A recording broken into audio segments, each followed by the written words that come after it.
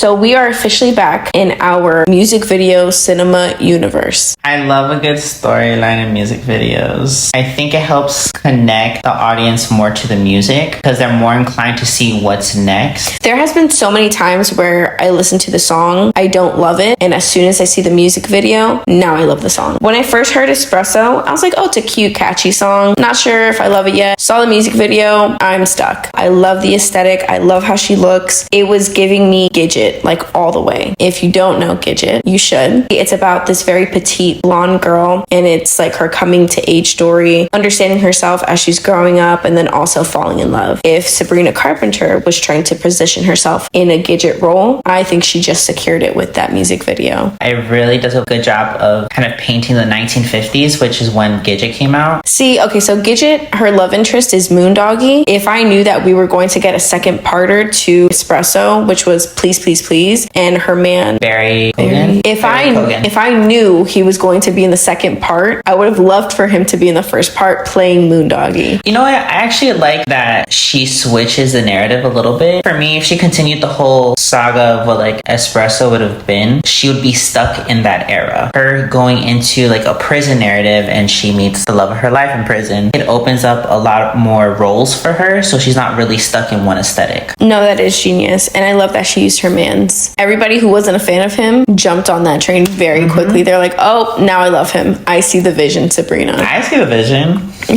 Okay, we have a stand here. Please, please, please. I didn't know what to expect sonically, and when I heard the song first before seeing the music video, I liked the song. It wasn't what I expected from her. Then I saw the music video and I was like, oh, I get it. I will say Espresso is definitely catchier in my opinion. That one I'm a little more stuck on than the Please Please Please sound. However, she made me love both of them. And I think that's the power of short film. Another person who does short film well is Ariana Grande.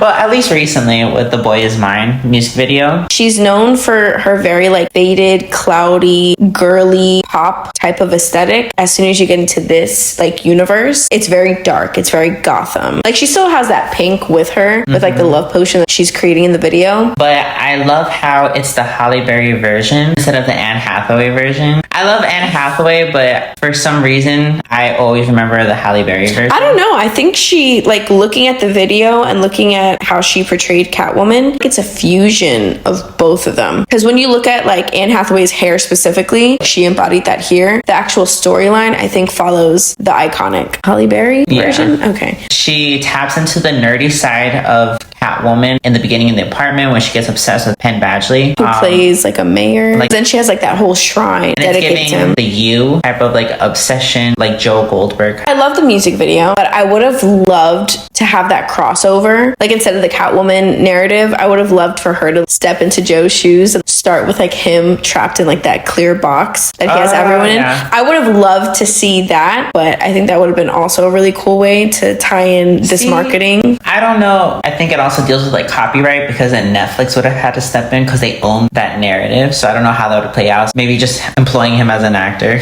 Well, I mean, employing him and then also Brandy and Monica, which she just literally announced they're going to be on The Boy Is Mine remix. Oh my gosh. So I'm so excited for that. That is a sickening collaboration. Speaking of throwbacks, Eminem also released Houdini, which also draws on the Gotham aesthetic. He also takes more of like a comic book approach to it. So like with Ariana Grande, she has more of like a realism to it. But this one is, you can see the comic book aesthetic. It just looks cartoony. Who does he play? Is he Batman or is he Robin? He's Robin. I'm pretty sure he's like sampling or interpolating his, yes, he's back again.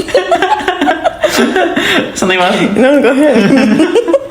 It's like, so this was an old song? No, it's just like that little snippet from an old song. Because I just heard the beginning and I was like, wait, this is a throwback mixed in with a new song. Yeah. That is amazing marketing in my opinion, because now he's tying in, well, obviously a throwback, bringing in his old fans to listen to his new music. In the beginning of the video, he also has people that he worked with before, correct? Oh, I saw Snoop Dogg. That's really smart. I like how he's doing that. That kind of reminds me of like Victoria Monet. She just dropped the most beautiful beautiful video ever for her song All Right. That album was dropped in 2023. She's bringing back that song, creating a music video for it now. Why do you think artists are doing that? I think it's to extend the life of their albums while they're creating new albums. Reviving those songs from your old albums or like classic timeless albums is genius marketing. Like, you just extend the life of songs that people already love and know. She pays homage to Michael Jackson, his iconic moves. Watch the music video if you haven't. It's very like 4K HD. You feel like you're in the room with her. Her visuals are very powerful. Very chrome. The choreography is insane. Not only is she an amazing singer, she's a dancer. She's a full package.